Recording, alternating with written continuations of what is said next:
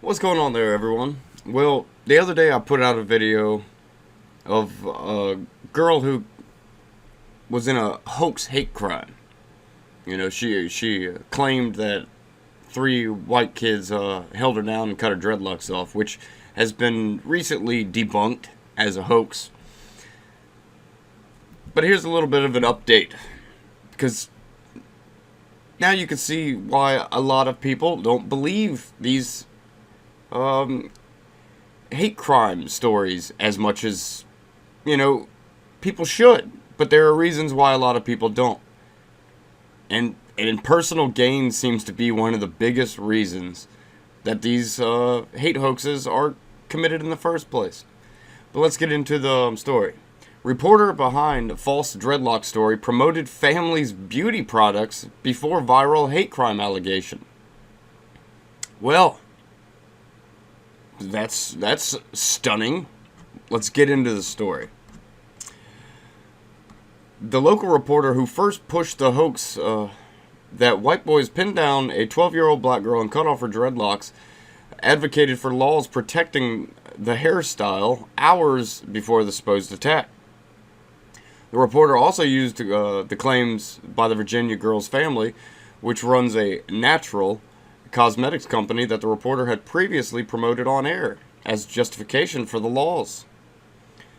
Emery Allen told her family on September 25th that three white boys had held her down on the playground and called her hair nappy. How old are these kids? Because I don't think, first off, any kid would use the term nappy. Especially a bunch of white kids.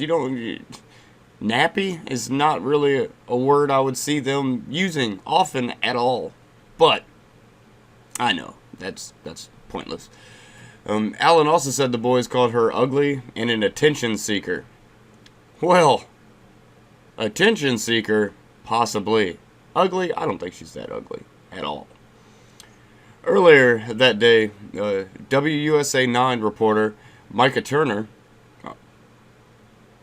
it could be Mikey, I'm going to go with Micah, tweeted 5 times about the Crown Act, or Natural Hair Bill, overtly advocating the local jurisdictions pass it.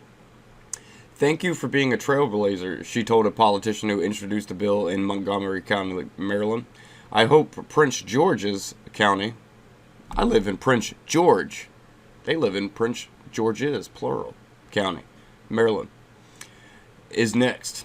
It's sad that laws like this have to exist for people just to be themselves. You know what? They don't. They don't have to exist, because people can just be themselves.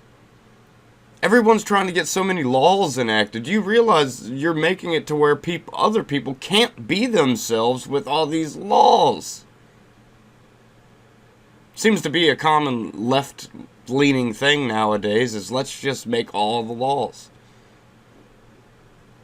But the reporter, who also is a very beautiful woman, she's beautiful on the outside, horribly disfigured and terrible on the inside. The family was filming with Turner the next day that led to the coverage across the country, including in the New York Times. Turner co-authored a September 26th story online with headline, 6th grade boys pinned down classmate, cut her dreadlocks, calling them ugly and nappy at Virginia private school. This is why we need the hashtag Crown Act to protect little girls like Amory Allen, Turner tweeted on September 27th. Or we should enact a common sense act where adults don't manipulate kids into doing their bidding for them. If you get caught in any way, shape, or form as an adult manipulating a child to do something like this, in any way, shape, or form, you should have something. How about that for a law? Y'all love laws. Let's enact that law. And I'm kidding, by the way. Stop with the laws. The Allen family, grandparents Cynthia and Dwayne and Aunt Lakeisha Allen, run a beauty company called Still Natural. And for years on Facebook, Lakeisha, who goes by the name Zion, on the online platform has posted pictures of herself and other people with dreadlocks, mentioning natural. Well, that's awesome that they have their own business, but I think you could have figured out a way better way to promote it. Because I can tell you now that this is not going to generally be beneficial to your company.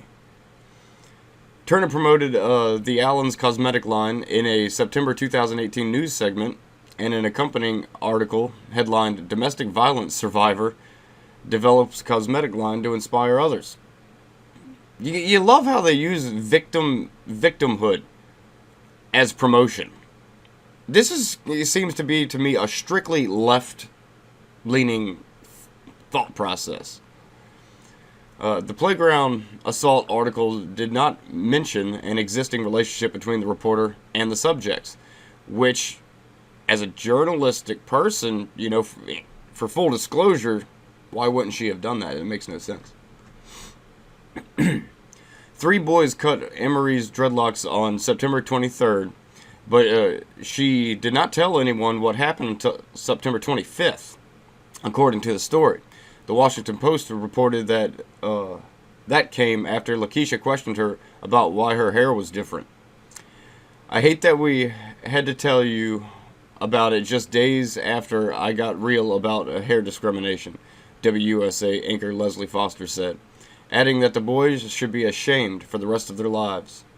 You see what they do here. You see how sick, absolutely sick and twisted these people are in the head. They literally just picked out 3 random boys and tried to just bury them. These are kids. How do you think these kids are going to grow up now thinking? Because of what they had to go through. They are the real victims in this whole situation. It's crazy. They don't care about that. Because that doesn't benefit them in any way. Following her September 26th story, Turner tweeted relentlessly about the supposed attack and even helped collect gifts for the girl. She said she was scheduled to be off work but came in anyways to pursue Emery's case. WUSA ran stories about the alleged schoolyard bullying incident on September 26th, 27th, 28th, and 29th. Apparel such as t-shirts saying "Justice for Emery" was quickly made up, and Lakeisha promoted them, saying "Justice for Emery." Turner ran 2 segments with Emery and her family on September 29th. In the first, she questioned why the school had not finished its investigation and punished the students. Sick people. "You found out on Wednesday and notified the school almost immediately. They told you they're not going to notify you about disciplinary action until Monday. How do you feel about having to wait that long?" she said. "Devastated," Cynthia replied. God, this is all disgusting to me, by the way. I don't know if you can tell. In the next segment, 4 people with locks from Richmond, Virginia, where Allen's extended family lives, appeared on the set to give Emery presents, while Turner put her arm around her. Facebook posts reviewed by the Daily Caller News Foundation show that Lakeisha is involved in the natural hair movement. She comments about doing others' dreadlocks and advises that you're going to look amazing with micro braids. Cynthia also commented about dreadlocks on Facebook, commenting on one man's picture, "Your hair is beautiful." The family recanted Monday after video proved the assault could not have occurred. WUSA then deleted all articles and video about the story. It redirected the URLs of some articles to a 6-paragraph story, plus statement from the school and family that said, "Girl who accused boy of cutting her hair said she made the story up." You gotta love how they will push the fake story for days, sometimes weeks. But as soon as they find out it's a hoax and there's a correction, the correction is small and not mentioned. They don't put it out to the public because, first off, they don't want to admit that, oh yeah, we got wrapped up in a fake story. Second off, they don't want you to know that the story was fake. They thrive off dirty laundry and stuff like this. WUSA omitted the names of both Emery and her grandparents from that story, despite the family having embarked on a national media tour to promote the allegations. Due to the girl's age and circumstances, WUSA 9 is no longer using the identity of her or her family, it said. That doesn't make one damn bit of sense. We're going to use it while she's the victim, but as soon as she becomes not, we're going to stop using her name. It's a very strange way of going about things. Turner deleted some of her tweets and all of her Facebook posts about it and issued only one tweet noting that it never happened. WUSA and its CBS affiliate owned by Tegna,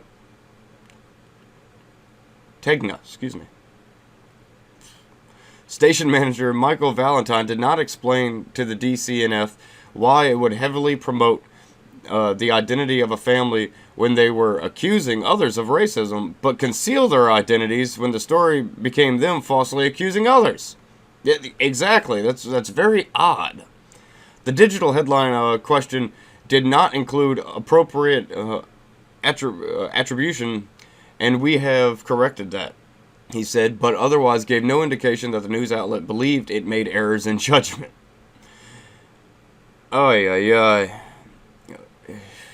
Emery filed a police report September 25th. Fairfax County, Virginia police told DCNF. Sergeant James Curry said he would not provide information on whether the Allens would be charged with filing a false police report or why not, which they absolutely should be charged. I can't provide any comment on this particular case, but it would be a case-by-case situation to determine whether someone faces criminal charges for lying to the police, he said, adding, typically, we'd present it to prosecutors to evaluate. Well, I would hate to see anything happen to the child because I believe, unfortunately, that the child was used, abused, and manipulated by this woman, the reporter, and possibly some of her family members, which is disgusting, sick, and sad. I can't stand stuff like that. I don't like how, and it seems to be a left-wing issue to use kids as fodder for whatever you're trying to promote. Whether it's good for the kid to be around the situations or bad. But they love to use kids. And that's also very disturbing. That's something I think the left should get a handle on. Stop using kids as shields. But they're not going to take it from me. They don't care. They're not going to take it from anybody because they just don't care. They know it's a way to manipulate people. But I'd love to hear your comments on this, especially now that it's all been exposed, and it's been exposed for what it actually was. It's just a promotion of hair care products, and that's about the size of it. So yeah, let me see them comments, and as always, like, share, and subscribe. I will catch you on the flip side.